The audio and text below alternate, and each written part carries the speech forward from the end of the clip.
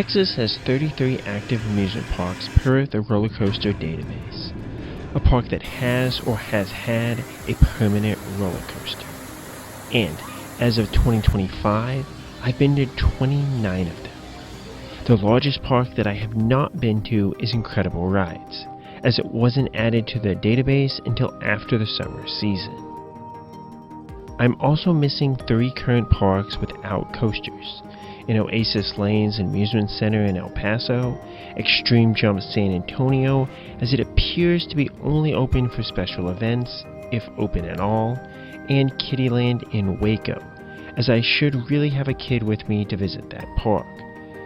Due to this definition, smaller places like the Downtown Aquarium or water parks like Slitterbahn are not included since they have never had a coaster.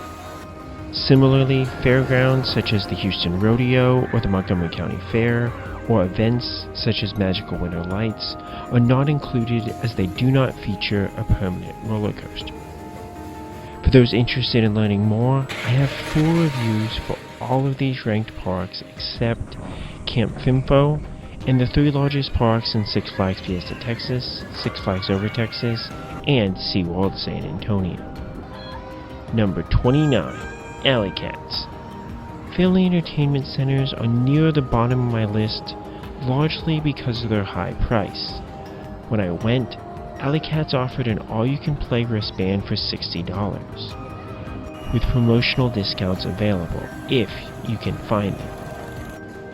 Though bowling and laser tag were fun, the Rattler is a fairly boring coaster, as I'm not a huge fan of FBF Visa spinners. The Himalaya was decent despite its small appearance, and the go-karts were not memorable despite their rather long track. I was also disappointed in the food offerings, as there really weren't many yummy options to choose from. This place can offer a fun time, especially if you're okay with a higher price, but has little to entice me to come back. Number 28. In the Game Funtrackers. With only a pay-per-ride option, this park can get expensive fast. I am curious what promotions and deals they offer in the future. They have been experimenting with an expensive season pass. Storm Chaser was fun for an SBF Visa spinning coaster, but that's not saying a lot, and the other offerings were fairly skippable, especially for their high price of around $8 a piece. Alley Cats did offer a better overall experience, but in the Game Funtrackers edged it out only because I prefer its coaster. Number 27. San Antonio's Incredible Pizza Company. I love the IPC business model of an included buffet and various activities towards the back. Normally, they offer some type of package for between $20 and $30, which makes the overall experience very affordable. But on my visit, I had to pay per ride for the attractions. And this location's focus on various flat rides instead of traditional family entertainment offerings only made me feel worse, as I could have been riding rides for free at the nearby Six Flags Fiesta Texas. La Bamba and Lost in Space are fun spinning rides, but maybe not for the price. I'm hoping to get back here on a more reasonably priced package, similar to the other incredible pizzas in Oklahoma, so this can move slightly up my rankings if I just have a better time. Plus, this was also my first experience on an SBF Visa spinning coaster, so my general dissatisfaction with Crazy 8 overshadows my enthusiasm for incredible pizzas in general. Number 26. Mr. Gatti's Pizza. Texas's most isolated coaster stop, this restaurant in Abilene was an interesting experience, especially for someone who hasn't been to a Mr. Gatti's before. The pizza was okay, but slightly better in quality than Incredible Pizza. The back offered a variety of overpriced games, but a fun bowling area and a really great set of bumper cars, and an enjoyable kiddie coaster, despite its looks. This ranking may more reflect recency and the amount of planning I had to do to squeeze this park in, but there was just something really special about stopping at Mr. Gatti's Pizza. Number 25. The San Antonio Aquarium. Despite not having a roller coaster, I found the San Antonio Aquarium to be an enjoyable stop with various animal exhibits. This park is a nice mixture of beauty and places that just kind of got thrown together, and it seems to specialize in offering a variety of upcharge animal encounters that likely are a good time for families. With this business model, it does make me sad that they don't still have their kiddie coaster. Number 24. Outlaw Pass. This small FEC in Victoria offers a charming atmosphere with a fun kiddie coaster, go-karts with a good kick, and some other enjoyable flat rides. With few chances to get an all-you-can-ride wristband, the price of this park can be a bit high, but the friendly staff and atmosphere should help balance this out. Number 23. GameTime, formerly It's Family, Food and Fun. Despite not having a coaster, the only amusement park in the city limits of Houston powered up these rankings due to how fun the beautifully placed disco coaster is at the front of the park. GameTime also offered weekday specials that help make the overall experience cheaper than I expected, which help as normally FECs charge too much to experience them. Number 22. Yesterland Farm. With 4 roller coasters, this is the favorite farm park in Texas for most coaster enthusiasts, but I just found the overall layout and ride selection to be confusing, as some of the rides listed online were not available on my visit. Fort Yesterland is a beautifully rough kiddie coaster that is an experience everyone around Texas should seek out, and Yesterland Farm has 3 other enjoyable coasters for families, plus great operations that will have you getting many laps on their coasters, if the park is slow. This should be a park where you can ride rides to your heart's content. I'm just missing something with regards to this park that makes it not that special to me, despite its deep lineup. My second visit was better, and this could likely deserve to be a few spots higher, but 2 parks right ahead of it are currently home parks of mine. Number 21. Malibu Jack's, North Richland Hills. This new for 2025 Family Entertainment Center offers a reasonable all-you-can-ride wristband, a solid collection of go-karts, flat rides, and mini-golf, while having a big, clean charm that left me feeling a bit better than normal about spending money on one of these FECs. Still, Twist and Shout was a pretty average FBF Visa spinner. Number 20. P6 Farm. My current home park, located north of Houston, P6 Farm is all about how fun Cyclone is, as it really throws you about for a kiddie coaster. The rest of the park offers beautiful farm charm, with nice pig races, and a corn maze during the fall, and a fun slide and classic Ferris wheel as flat rides. With reasonable day tickets available during sales, this park is worth a stop every now and then. Number 19. Hurricane Harbor Splashtown. This park is ranked for its history as Hanna-Barbera Land back in the 1980s, despite having been a water park for decades at this point. Still, the layout is bizarre, but works nicely with the various trees that have grown throughout. With a few large water slides, the park's lineup is better than the smaller parks lower on this list. And the 2 best, in Bonsai Pipelines and Paradise Plunge, offer truly thrilling moments that just aren't found at any of the other parks this low on this list. My oversimplified rankings of parks also does not take operations into account, as I have experienced horrible operations and delayed openings on my recent visits, so a more detailed analysis could have this park slightly lower, despite its superior attractions. Number 18. Camp FIMFO.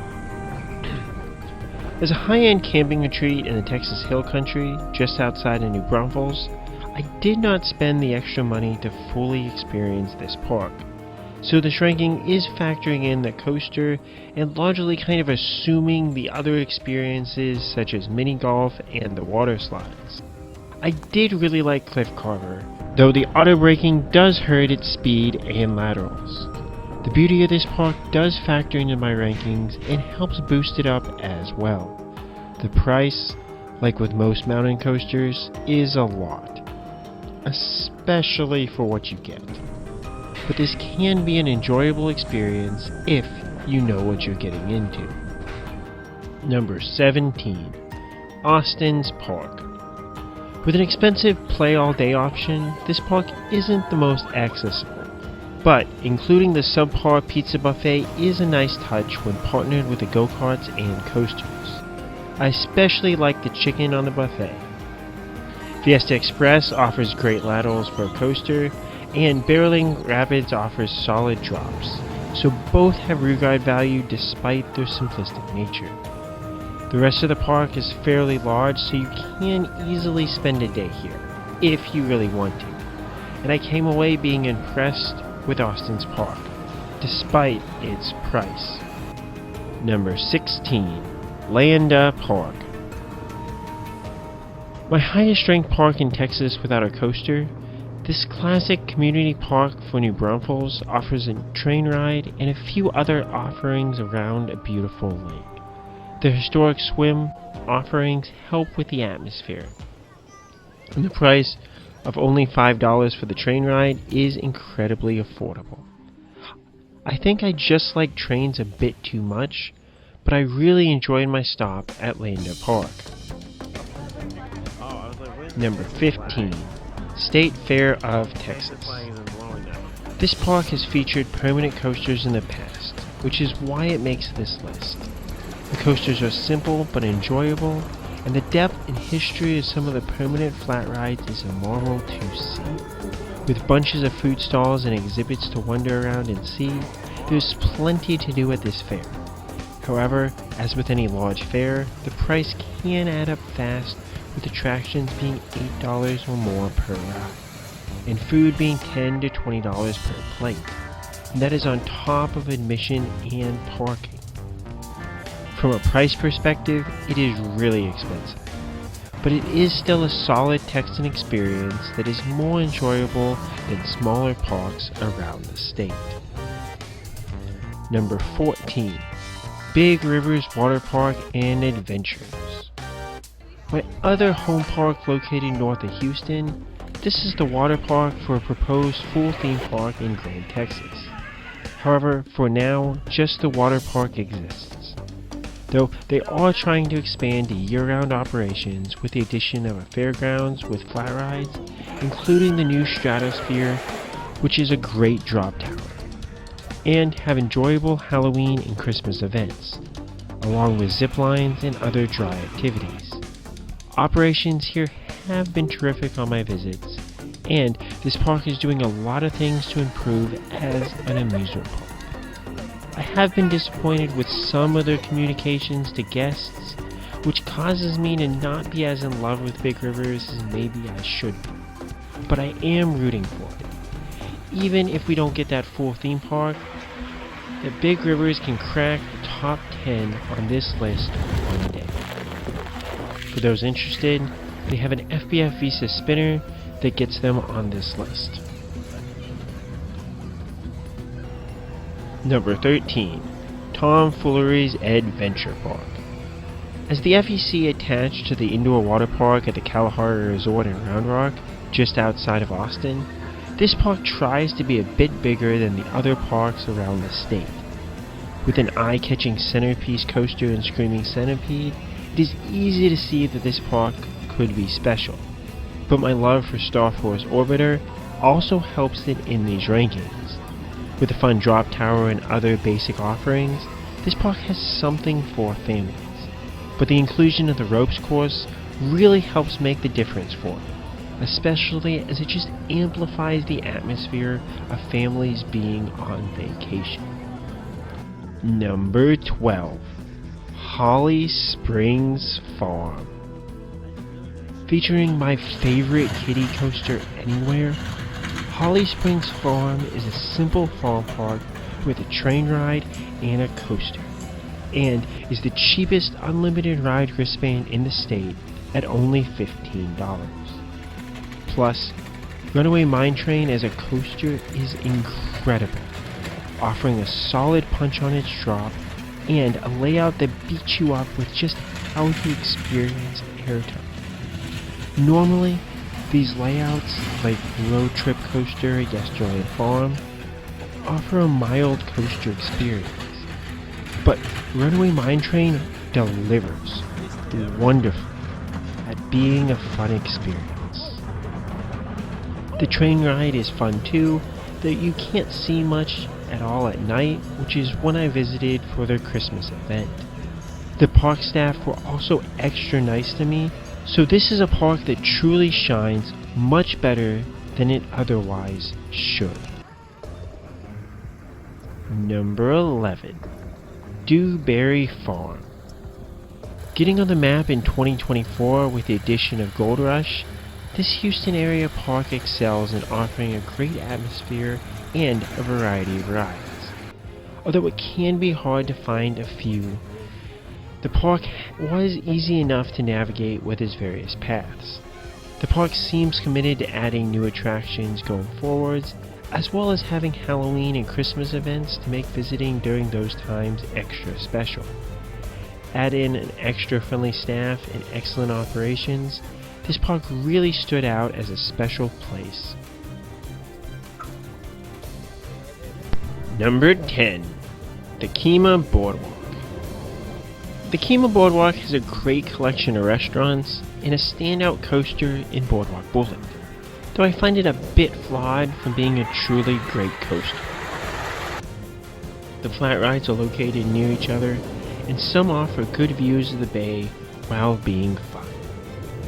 This loses out to the next few parks on this list simply because it doesn't have as many quality flat rides as those parks above it. And I've experienced multiple ride closures on both my visits despite Landry's general push to have everything operational. Number 9. COTALand. During Peppermint Parkway. The Circuit of the Americas has been promising full operations of their amusement park since 2022, but that still seems unlikely anytime soon. The main time to experience this park is their Christmas event in Peppermint Parkway. Admission is cheap, but there are a lot of upcharge attractions, including needing a wristband to experience the few flat rides that they offer. Only 2 coasters were operational for my visit, and Wacky Worm was a slow and subpar Wacky Worm. The zipline was included with a wristband, which is a nice perk. However, Circuit Breaker is a fantastic Vekoma tilt coaster that offers a great gimmick and a truly enjoyable layout. And operations allowed you to marathon this coaster the entire evening. So despite the price, it was worth it just for a Circuit Breaker. Number 8. Peppa Pig Theme Park. Offering a great atmosphere and charm, Peppa Pig Theme Park creates a simple and enjoyable experience for young guests between the flat rides, Daddy Pig's roller coaster, and the few shows that they have. It is not the biggest park out there in terms of offerings, but it is well worth a stop to experience. Number 7. Prairie Playland. The other traders' villages aren't ranked, but this park got on the map by acquiring Prairie Screamer, which is an incredible large-scale E&F Miler coaster. The rest of this park offers solid flat rides, and there should be very minimal waits here, meaning that you can get your fill of whatever ride you want for a reasonable price of parking and a wristband. It beats out other parks on this list because of its superior flat ride lineup, as well as how great its coaster stacks up as a standalone coaster in Texas. Number 6. Galveston Island's Historic Pleasure Pier. Pleasure Pier offers great views of the Gulf, which does really boost it in my rankings, while having an enjoyable flat ride collection, from Texas Star Flyer, to Sea Dragon, my favorite swinging ship anywhere, to Pirate's Plunge, that will get you soaked. Iron Shark is also a fun coaster and a great ride for a park like this looking for a signature coaster that you can ride again and again and again. Number 5. Mainstay Farm.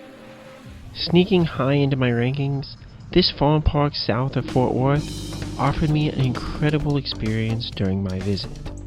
Not only did I get my heart's content of riding Dipsy Doodle, but the staff were friendly, while the woods just vibrated with such a wonderful feeling. And I did really enjoy their wine, so this ranking might be the wine talking, but I really loved this Texas park. Number 4. Wonderland. With a modest collection of 4 unassuming roller coasters, this seems to have less than other big parks. But I absolutely loved this park's coaster line. Hornet is a mild family coaster with character that was my favorite overall coaster as a kid. Mousetrap has nice drops and fun laterals throughout its course.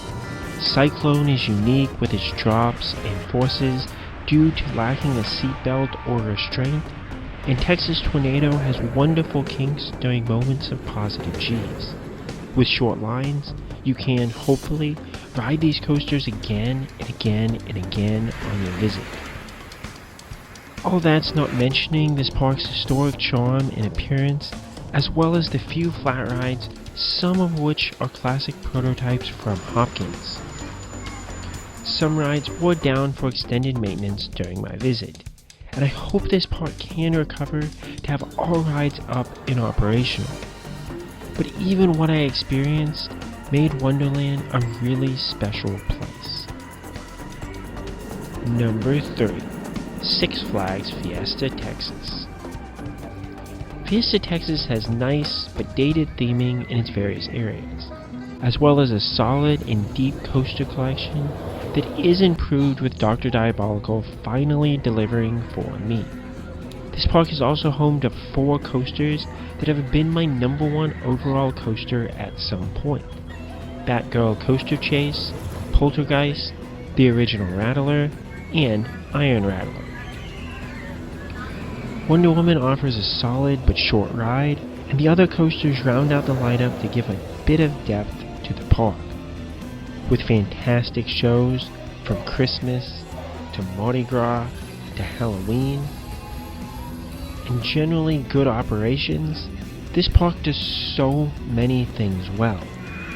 Plus, I discount the whole being surrounded by the canyon wall thing since I'm just too used to coming here.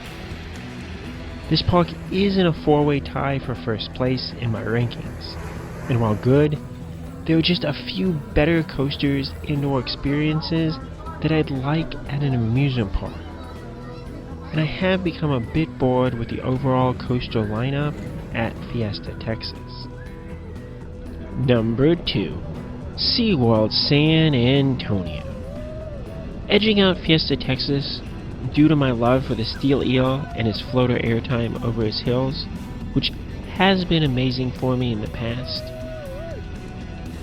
Texas Stingray has also come on very strong this year, making for an excellent top 2 from a coaster perspective. SeaWorld also benefits from having great shows year-round, meaning despite not having a lot of flat rides, they offer enjoyable experiences for everyone that makes this park fun to visit again and again and again. Number 1. Six Flags over Texas. This park has my favorite coaster collection in the Lone Star State. I'm not a big fan of New Texas Giant or even Mr. Freeze. I don't hate either, but neither are super enjoyable for me as their elements can make me sick without doing too much. Though I did get a mini marathon on New Texas Giant this year that helped me enjoy it a bit more. Mr. Freeze's Spike, for instance, looks incredibly terrifying, but does very little for me on ride. My top 5 favorite coasters of this park offer great experiences. Runaway Mine Train is my favorite mine train coaster anywhere, and I got an incredible first ride before its retracking. Judge Roy Scream is hit or miss with its airtime, but can deliver an excellent ride. Shockwave doesn't have the magical airtime on the turnarounds that I first experienced it with, but still does have solid airtime throughout its layout. Aquaman has amazing spikes that I love, and Titan is my favorite coaster in the park, with its size and strength, and somehow not doing anything that disagrees with me. Over Texas is still missing that modern, large-scale coaster, and I wasn't holding out hope for Tormenta Rampaging Run, but after seeing its first drop, that drop looks really, really good. This coaster collection is a lineup that I can really get behind. With 2 dark rides plus Dino Adventures and the various other flat rides throughout this really large park, Over Texas has the best flat ride collection in Texas as well, with Superman being an enjoyable drop tower, at least for me, and Texas Skyscraper being a thrilling experience. The Riddler's Revenge is a pretty subpar pendulum ride. This park could use to update its theming, and operations can be bad, especially as this park can get super insanely crazy busy, or they'll just decide to run one train on all their coasters because. The shows at Over Texas are getting better, and more investment in these should help round out the park as a whole. However, Over Texas does just enough to be my favorite park in Texas. Not ranked. ZDT's Amusement Park. This park in Seguin, outside of San Antonio, did everything well, with first-rate operations and atmosphere, a world-class coaster and switchback, plus fun flat rides and water slides to round out the lineup for families. I loved this park so much that normally I made a point of ordering food while I was there, and I just considered this my happy place over any other park in Texas. This park routinely broke my oversimplified rankings of parks in Texas, and normally would end up in the top spot where it rests now, since I don't have the heart to remove it, despite it closing forever in August. Last year, it wasn't a 5-way tie for first place, which I felt was fair for Texas, but the addition of a few more parks bumped it out of this tie, and my incredible days there in 2025 did nothing to make me not believe that it was the best in Texas. Which amusement parks in Texas are your favorite? If you've been to any defunct amusement parks in the state, let me know how they're stacked up as well. And, as always, Cupkin Crap.